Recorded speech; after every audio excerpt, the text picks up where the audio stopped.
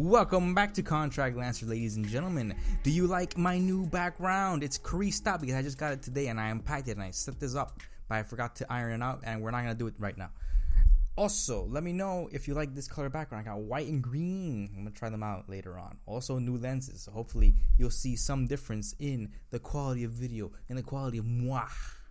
But anyways, the video we're going to be discussing today is about college. You college people out there who are just gonna go out into the world and get that new job.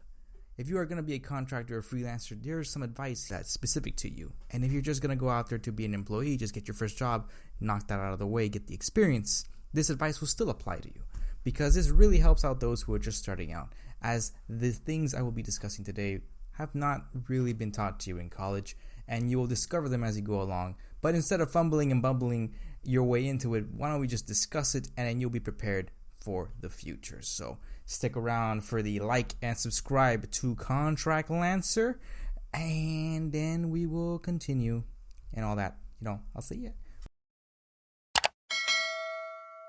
So we're going to begin with some advice that's actually attributable to all types of, if you're a W-2, a 1099, aka if you're a contractor, freelancer, versus an employee. Employees are W-2, you're the 1099s, just letting you know. So, what am I going to be discussing? If you are in college right now, and you have maybe a few weeks before you graduate, you're in luck because companies are actually actively searching for people like you. They want to lock you down before other recruiters get to do so, and this is your opportunity to find your job, if you have not done so already. Because it's going to get harder from here on out. You don't have that much experience, and if you haven't done an internship or something like that, then you will discover that things will get a little bit harder. So, while you're in college, you could actually make out deals with companies that want to hire you. That's what I did. When I was in college myself, I was approached, or I was applying for a job from a company, some consulting agency. That's how I got my contracting start. And I did the whole interview process. I did what I said I was going to do, including creating my own portfolio. I had a prototype of some website that gave the technologies that I was good at and relevant for the interview. And of course, I showed up for the interview myself, and I passed the interview. So if you want some advice on that, I have a video on how to help raise your portfolio when you don't have experience. And that's how I got my first start. They got me before I graduated, and I worked part-time, and then I finally worked full-time, and I worked for them for a few years, and that's how I got my start. And you can do the same. You will not be making the big bucks just yet, but you will be making a pretty decent salary, and I promise you, you will not regret it because the experience you gain and the money, of course, you're going to be making will only help you further in your life. So take those couple of weeks that you're going to have before graduating to actually start looking for jobs. You might not think you can get them, but I bet you can, and all you need to do is just get your portfolio up and running, get your resume right, and prepare for the interviews. The more interviews you get, the more better you're going to be in the future, and it's all benefits for you. So that's number one. Number two is going to be, remember that job hopping is okay. This is not 1950s anymore. If I were to sum up the advice I'm about to give you right now, it'd be, I would rather be flexible versus loyal. Yes, some controversy. Here we go, guys. In this day and age, loyalty is no longer rewarded.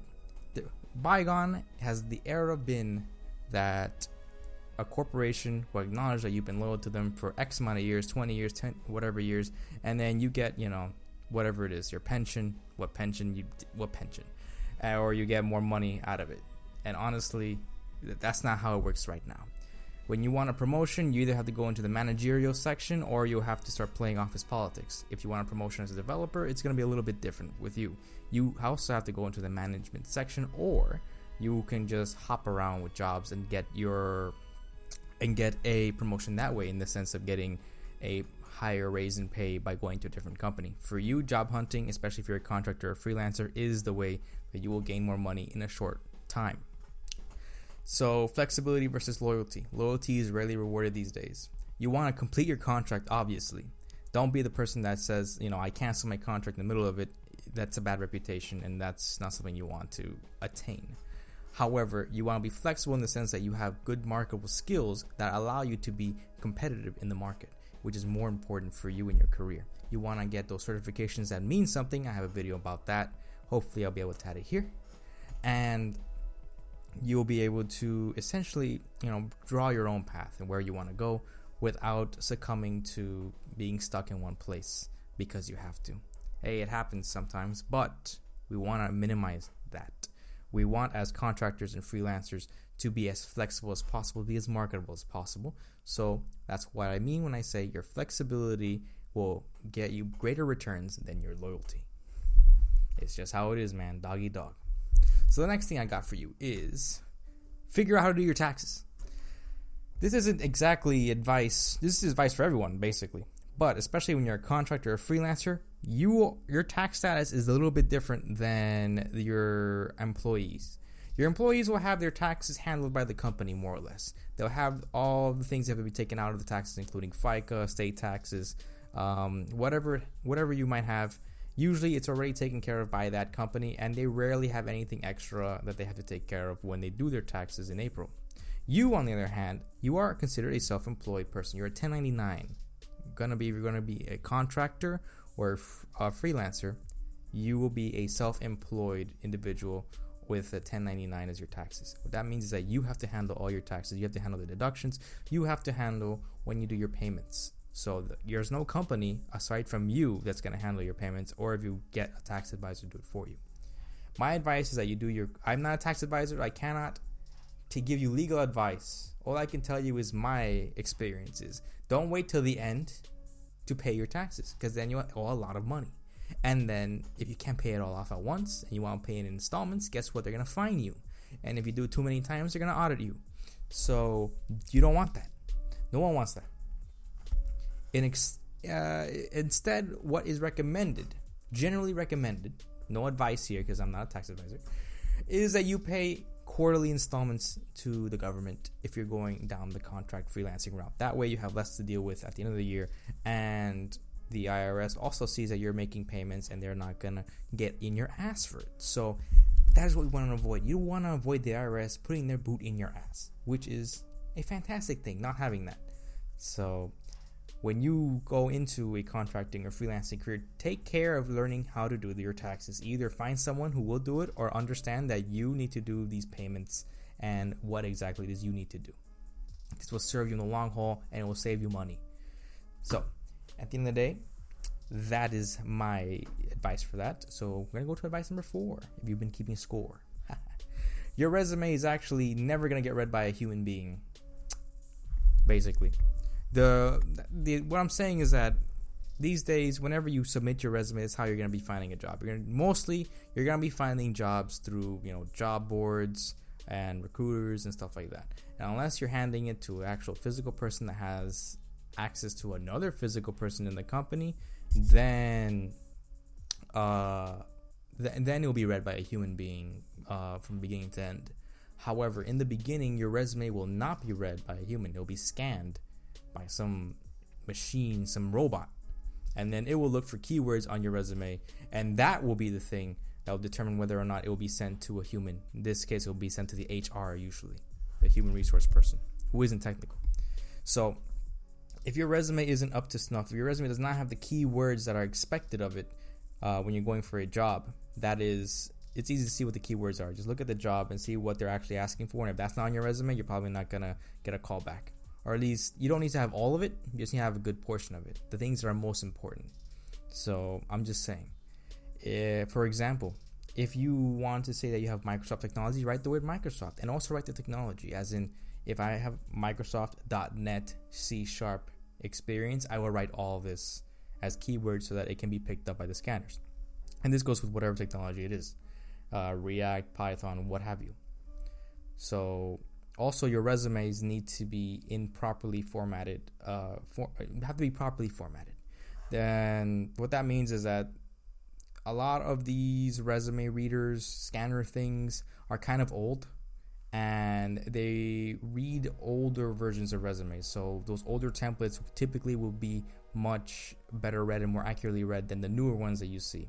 Specifically when it comes to left to right resume templates. There's a whole thing about this that I could go into later, but essentially make your resume simple and you'll be okay. Don't make it anything fancy. Don't add too many graphics to it. The scanner's not going to really pick that up. It's not going to pick up your photo if you have one in there. just make sure to have keywords. That's the most important thing. And the last advice is, if you have not done it, you're getting out of college, you're looking for a job, have something to show in the interview, aka have a project, a portfolio. That's what I did, and that's what helped me get my first development job, my first true development job out of college. This will help you as well. If you could demonstrate to the interviewer that you can do the job by showing them a project you've done, explaining it, being able to pass the interview questions and all that stuff, you will be in a much better position to actually land that job. Especially when you don't have experience. The more experience you get, the less helpful this becomes, admittedly. But before you get to that point, this becomes extremely helpful, especially for entry-level positions where you'll be going up against other entry-level people. If they have not done it, then you're basically a shoo-in. And if you're going up against other people who are candidates and they're kind of iffy, maybe they didn't pass the technical questions so much, then they'll look at you and see that you have actual practical skills that you're able to demonstrate. Then you might be able to actually beat a candidate with more experience. It doesn't happen that often, but it does happen, and this will give you the greatest chance of doing so. So for you guys out there, if you have not done so, build a project of the technology that you want to create. It doesn't have to be too complicated, it doesn't have to be fancy, but it does have to be somewhat nice, and it has to work in the interview. Don't have a project that doesn't work. That happened to me once, and that was embarrassing, but another story for another day. So the tips I've given you are pretty universal. Any software developer could use it, and the only tip here that I think is more towards to the contractor, freelancer people, the 1099s, are the tax tips, because they bit me in the ass, and I thought that, hey, maybe you shouldn't get bit in the ass too, because it hurts, and it costs money, and time, and all that stuff. So you don't want that. You don't mess with the IRS. Apart from this, if you are just starting out, or if you don't have that much experience going into the contracting, freelancing areas, then maybe you're looking for more help. Maybe these YouTube videos and books and stuff like that and people you're looking at aren't enough, which is just fine. Sometimes you need a bit of consulting, a bit of coaching in order for you to get from where you are now to where you want to be. Eventually, you want to get to the point where you are making the six-figure salaries, where you are finally able to get contracts whenever you want, whatever contract it is, whatever job it is, and you're able to ace the interviews 9 times out of 10. And I could actually help you with that, not just out of these videos, which I'm trying to do, but I could also help you personally.